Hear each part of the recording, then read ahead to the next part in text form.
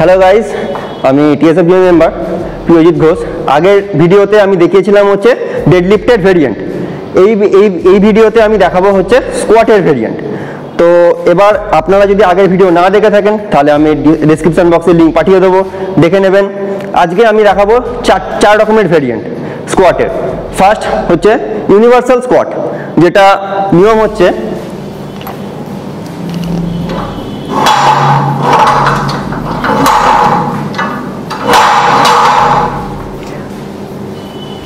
প্রথমে স্কোয়াটের নিয়ম যেটা হয় সেটা হচ্ছে যে প্রথমে আপনাদের পা কিন্তু শোল্ডার বরাবর নিতে হবে।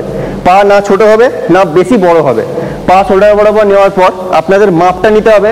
অনেকে ভুল করে যে বড় মাপ নেয়, তো বড় মাপ একদম নেওয়া যাবে না, সবসময় ছোট মাপ নিয়ে আপনাদেরকে প্রথমে চেস্ট আপ করতে হবে। চেস্ট আপ করে দাঁড়াতে হবে, কোটটা টাইট করতে হবে, কোট টাইট। দেন পায়ের পজিশন আপনারা হালকা এরকম ঘুরিয়ে রাখতে পারেন অথবা সোজাও রাখতে পারেন, সেটা আপনাদের উপর ডিপেন্ডেন্ট, দেখে নেবেন। তবে আমি বলবো হালকা পাটাকে ভি শেপে রাখা ভালো। দেন সোজা চেস্ট আপ করে বসবেন, একদম পুরোপুরি বসা দরকার নেই, 90+ গেলেও হবে। দেন আপ, কোমর কিন্তু এগিয়ে দেবেন না, এরকম করে অনেকে কোমর এগিয়ে দেয়। আর মারবার সময় খেয়াল রাখবেন যে হাঁটু, অনেকে উঠবার সময় কি করে হাঁটু এরকম ক্লোজ করে দেয়, এটা যেন না হয়, ঠিক আছে? হাঁটু একদম ওপেন থাকবে, এরকম জাস্ট শোল্ডার থেকে বাইরে, স্ট্রেট আপ।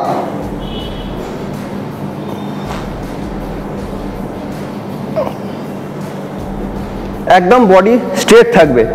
হালকা অনেকে ঝুঁকে যায়, তো ঝুঁকলে কোনো অসুবিধা নেই, সেটা চলে যায় হচ্ছে গ্লুটসে। তো গ্লুটস মাসেল সেখানে ইনভলভ হবে, তো চেষ্টা করবেন যাতে বডিটাকে স্ট্রেট রাখা যায়। জাস্ট স্ট্রেট রেখে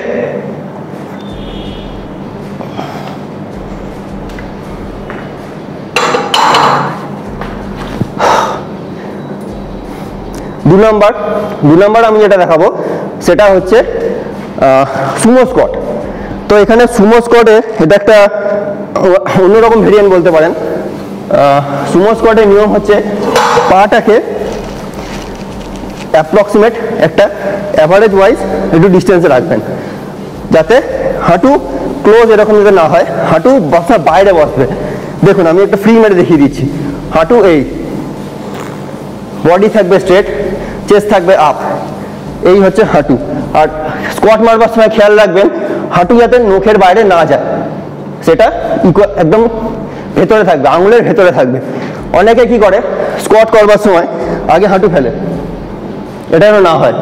স্কোয়াটের নিয়ম হবে বডি স্ট্রেট, এই আমার কিন্তু হাঁটু নখের বাইরে নেই, এটা হচ্ছে নিয়ম। তো এবার আমি দেখাবো sumo squat. Same, back tight, chest up. পাটাকে এখানে কি করবেন আপনারা, যতটা পারবেন একটু বাইরের দিকে ঠেলে দেবেন, এরকম করে। এই যে আমি যেরকম করে ঠেলে রেখেছি, হিল থেকে এরকম টোটাকে বাইরের দিকে রাখবেন, চেস্ট আপ।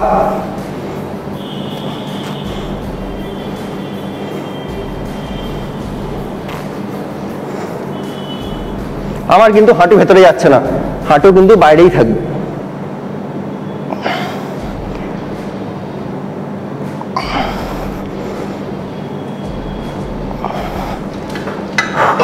তিন নম্বর যে আমি স্কোয়াট দেখাবো সেটাকে বলে জার্মান স্কোয়াট। সেটা অনলি ফর আমাদের কোয়াড মাসেলের জন্য মেনলি করা হয়। তো এটা মেনলি সাধারণত জিমে ম্যাক্সিমাম টাইমে কেউ করে না, ম্যাক্সিমাম ইউনিভার্সাল স্কোয়াট, আমাদের সুমো স্কোয়াট এগুলো করে থাকে। তো এটার একটা দেখিয়ে দিচ্ছি, সেটাকে বলে জার্মান স্কোয়াট। তো জার্মান স্কোয়াট কী করে করতে হয়, জার্মান স্কোয়াটের নিয়ম হচ্ছে আমাকে পাটা এক ফার্স্ট গ্লুটস বরাবর নিতে হবে। এই যে পায়ের যে আমার হিলটা আছে সেটা গ্লুটস বরাবর থাকবে, তো হালকা এগিয়ে থাকবে, এরকম বেরিয়ে থাকবে। এখানে খেয়াল রাখতে হবে হাঁটু যেন একদম বাইরে না চলে যায়, আর হাঁটু যেন ক্লোজ না চলে আসে মারবার সময়। আমি দেখাচ্ছি কি করে করতে হয়। এখানে নিয়মটাই হচ্ছে যে চেস্ট আপ করতে হবে, একদম চেস্ট আপ, বডি সোজা, ব্যাক মাসেল টাইট, আপ। মাপ নিয়ে নিলেন আপনার, একদম পায়ের যে মাপটা বললাম আমাদের গ্লুটস বরাবর মাপ। এখানে কিন্তু 90 ডিগ্রি বা হাফ বসা যাবে না, যেটা ম্যাক্সিমামরা বিগিনার্সরা আবার যেখানে করে থাকে, এটা একটু অ্যাডভান্স লেভেলের। তো আমি দেখিয়ে দিচ্ছি, দেখুন এখানে কিন্তু পুরো বসতে হবে, পুরো যেন থাই মাসেল আমার কাপ মাসেলে টাচ হয়। এটা হচ্ছে জার্মান স্কোয়াট।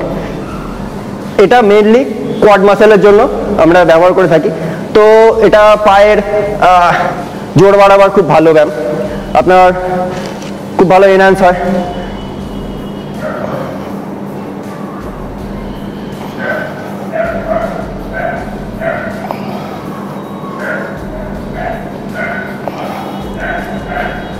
তো এবার আমি এটা দেখাবো 4 নম্বর স্কোয়াট, যেটাকে আমরা বলি ফ্রন্ট কোয়াড স্কোয়াট। এটাও আমরা কোয়াডের জন্যই করে থাকি, এখানে বলেই দিচ্ছে ফ্রন্ট কোয়াড স্কোয়াট। এখানে আমাদের বারবেলটাকে আর ব্যাকে নেব না, এখানে বারবেলটাকে আমরা ফ্রন্টে ঠিক আমাদের কলার বোন এই পজিশনে রাখতে হবে। কলার বোনের আপে আমাকে বারবেলটা রাখতে হবে। ধরার টেকনিক দু ধরনের হয়, এইভাবেও কেউ নিতে পারে। এখানে নেওয়ার সময় না মনে রাখতে হবে কোনটা একটু আপ থাকবে, আর এইভাবেও নেওয়া যেতে পারে। এখানেও ঠিক সেম, আমাকে কোনটা আপ রাখতে হবে, কারণ নিচের দিকে রাখলে পরে আমার বারবেল গড়িয়ে পড়ে অ্যাক্সিডেন্ট হওয়ার চান্স থাকবে। তো আমি এইভাবে নিলাম,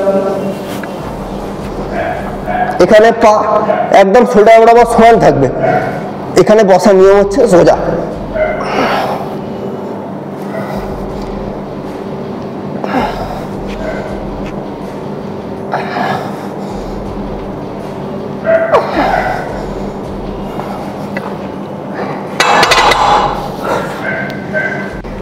আর লাস্ট আমি আর একটা স্কোয়াড দেখিয়ে দিচ্ছি, সেটা অনলি ফর বিগিনার্সের জন্য। যারা এই স্কোয়াডগুলো দেখানোর সময় আমি দেখে পুরো বসেছি 90 ডিগ্রি প্লাস বসেছি, এখানে 90 প্লাস না বসলেও চলবে, 90 ম্যাক্সিমাম অ্যাভারেজ 90 পর্যন্ত গেলেই হবে। এটা বিগিনার্সের জন্য, এটা এই কারণে বিগিনার্সের জন্য। বিগিনার্সরা কি করে, প্রথমে হাঁটু ফেলে দেয়, নয়তো মারবার সময় বসলো কিন্তু ঠিকঠাক উঠবার সময় যে হাঁটুটাকে জুড়ে দিল। তো এই জিনিসগুলো প্রবলেমেটিক থাকে। তো সেই কারণে আমি একটা 90 ডিগ্রি অ্যাঙ্গেলের একটা স্কোয়াট দেখিয়ে দিচ্ছি, যেটা খুব ইজি। এখানে সেমভাবেই আমি মাপটা নেব, একটু চেস্ট আপ করে মাপ নেব, সোজা চেস্ট থাকবে আপ, একটু স্মল গ্রিপ হবে আমাদের, না ওয়াইড গ্রিপ না বড় গ্রিপ, একদম ছোট। এখানে খেয়াল রাখতে হবে আমার মাপ, পায়ের মাপ একদম আমার শোল্ডার বরাবর, মানে যার যেরকম শারীরিক গঠন তার ঠিক শোল্ডার ওয়াইজ তাকে মাপ নিতে হবে। এখানে হাঁটু আর পা একদম সোজা থাকবে, এখানে বসবার সময় ঠিক সোজা বসতে হবে, এই 90 ডিগ্রি, বেশি যাওয়া যাবে না। দেন আপ, এখানে উঠবার সময় ঠিক একদম পায়ের পাতার সঙ্গে প্যারালাল থাকবে, এবং এখানে শোল্ডারের সঙ্গে পা হাঁটু একদম প্যারালাল থাকবে, সমান থাকবে। এই যে এই 90, এর থেকে বেশি নিচে বসা যাবে না, ব্যাস।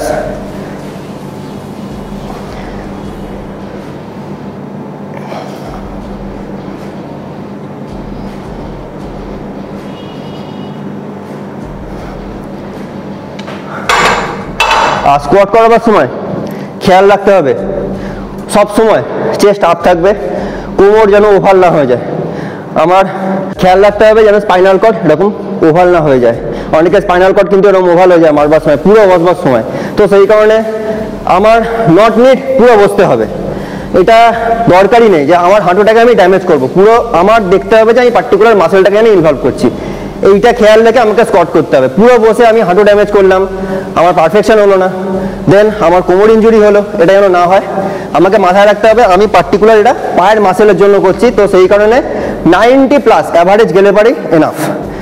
আর আবার দেখা হবে নেক্সট ভিডিওতে। এই চ্যানেলটিকে অবশ্যই লাইক, শেয়ার অ্যান্ড সাবস্ক্রাইব করবেন, এবং কমেন্ট বক্সে লিখতে ভুলবেন না নেক্সট ভিডিও কি আপনাদের দরকার। তো সেই বুঝে আমরা ভিডিও আনবো।